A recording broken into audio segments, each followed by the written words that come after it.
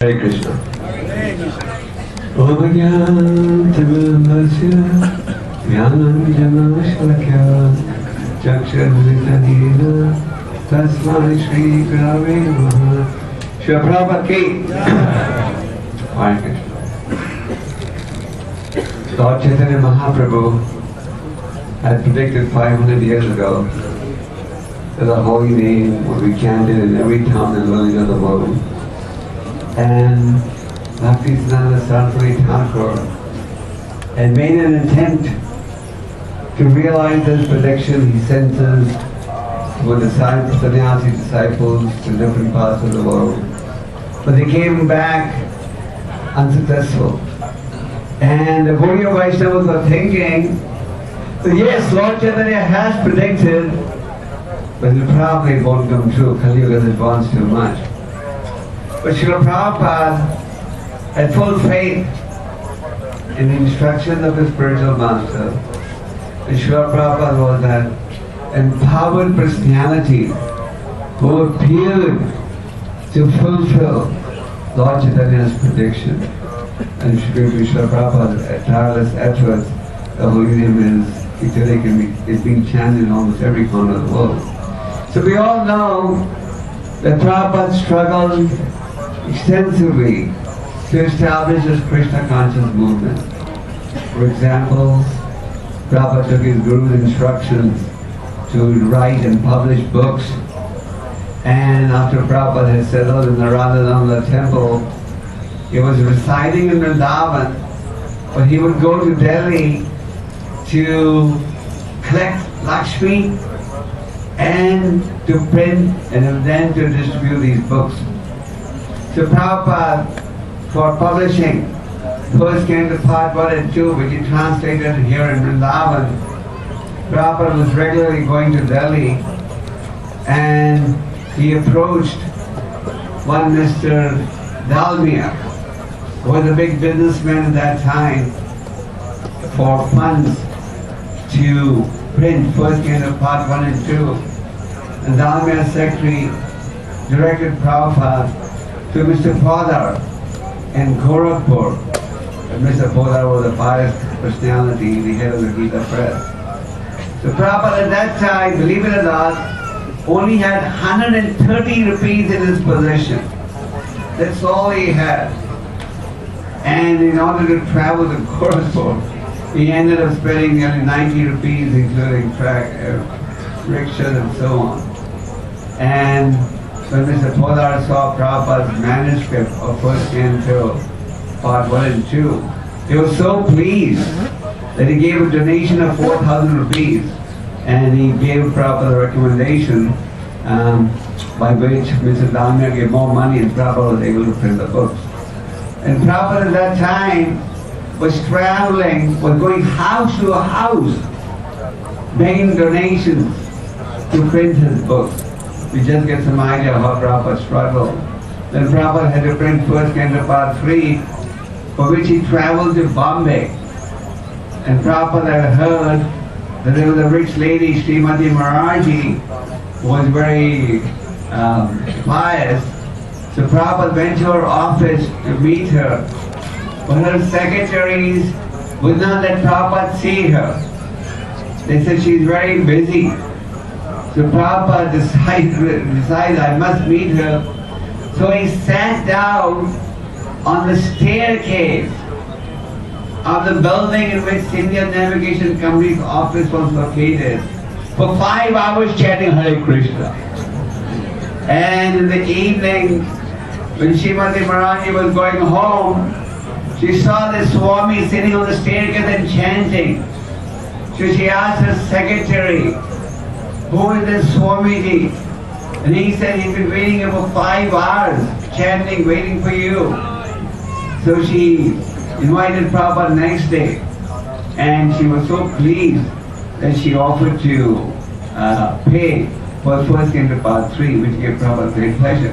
So by these small examples you can see how hard Prabhupada labored to produce these books. And Prabhupada would go in the hot sun from library to library to educational institutions, etc., to distribute his books. There's a famous story that once when Prabhupada was distributing his Bhakti-Garden magazine in Connaught Place, he fainted. And then as soon as he came back to consciousness, he fainted because of the hot sun. He had a sunstroke. And as soon as he came back to consciousness, he again resumed his translation work. So we get some idea of how hard Prabhupada worked to preach Krishna consciousness because his spiritual master's order. And when he was in Bombay, he was requested by Srimati Maharaji to come and recite the Bhagavatam to her, and he did that. And when he would be traveling from the location, he was staying at the residence of one of the employees of the Sindhya Navigation Company, he would pass by the Hare Krishna land, which at that time was nothing but a jungle. And when he saw this jungle, Prabhupada manifested a desire, a prayer to Krishna, that if Krishna ever gave him this land, he would construct a wonderful temple for him. And at that time, Prabhupada didn't even have money to travel.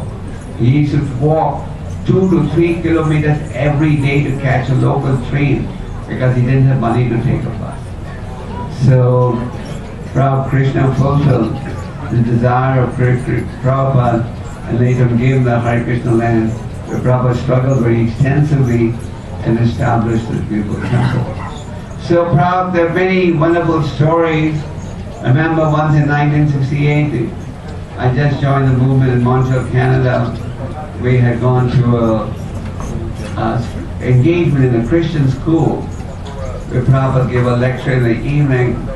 And after the lecture, Prabhupada asked, any questions?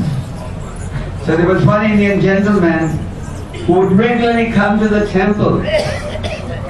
But that man got up and started insulting Prabhupada. Swamiji, why are you bringing this message to these Christian countries? You know, they have their own philosophy. They don't need your philosophy. The devotees were so angry, but Prabhupada was cool. He didn't get disturbed at all. And a few months later, Prabhupada was leaving Montreal, and he told me, go and call that individual. So I said, why do you want to call him? He insulted you so badly in front of the public. And Prabhupada very kindly said, I must have offended him in my last life, for which he took revenge. And Prabhupada called him and blessed him before leaving that location. Prabhupada was so compassionate. I remember once in Delhi, one Indian lady had come, and Prabhupada as usual would tell everyone to please chant Hare Krishna. So this lady said, I'm always chanting Swamiji 24 hours. But she said, I'm chanting always mentally. The Prabhupada told her, when you're hungry, do you physically eat the food or do you eat mentally? So she said, no, I physically eat. The Prabhupada said, then he told her, chant Hare Krishna. So then she said, okay. So Prabhupada's presence can be felt if we associate with his instructions. It was here in Vrindavan where Prabhupada said in his last days, as long as book distribution goes on, I will always live. We know how hard Prabhupada endeavored to translate these books. Why? Because this was the instruction of his spiritual master. And in Murra Prahlad Maharaj, his desire was to save humanity from destruction. I remember once in Bombay, Prabhupada was advised by his doctor, Ayurvedic doctor, to take complete rest. And in the evening, Prabhupada would regularly give darshan. So some people had come for darshan, but then his secretary told them that today Swamiji is not well, he's taking rest. And Prabhupada overheard the secretary stopping some people from coming in for darshan. And then Prabhupada said, no, let them come in. And then Prabhupada gave them darshan. So Prabhupada, even when he was physically not too well, he did not stop his preaching. We saw here in Vrindavan in his last days, he still continued his translation work. There was a time when he could hardly speak, hardly sit, but with the help of assistants, he still proceeded with his translation work and gave us the 10th canto part 2 and 3. So, Prabhupada is still living with us. All we need to do is remain loyal to his instructions. Prabhupada dedicates the first canto, the Bhagavatam, to his spiritual master. And in the dedication he says, he lives forever by divine instructions and the follower lives with him. So if we study Prabhupada's books, dedicate ourselves to Prabhupada's instructions, we will feel Prabhupada's presence. Everything that we need to know is there in Prabhupada's books, and it's due to these books people all over the world are taking to Krishna consciousness and maintaining their lives. Once I met an African devotee, individual from a tiny country in Africa, New York, and he said, I know who Srila Prabhupada is. I said, how? He said, I read his books. So Prabhupada's books are being read all over the world, and they are the principal instruments through which people are coming to Krishna consciousness. So we should, on this auspicious day, dedicate ourselves to Prabhupada's instructions which are there in his books, and if we remain loyal to his instructions, we will feel Prabhupada's presence. Prabhupada wanted everyone to cooperate. He said, your love for me will be shown by how you cooperate to serve in this institution. So we should keep the long-term goal of the institution in mind, cooperate with each other to push on Krishna consciousness. Prabhupada was a great visionary. He had full faith that if we sincerely endeavor to carry out the Guru's order, he will have success. So Prabhupada, on this auspicious day, we should dedicate ourselves to Prabhupada's instructions, and if we follow his instructions, then definitely we will get Prabhupada's mercy and we'll be able to make spiritual advancement. Srila Prabhupada ki.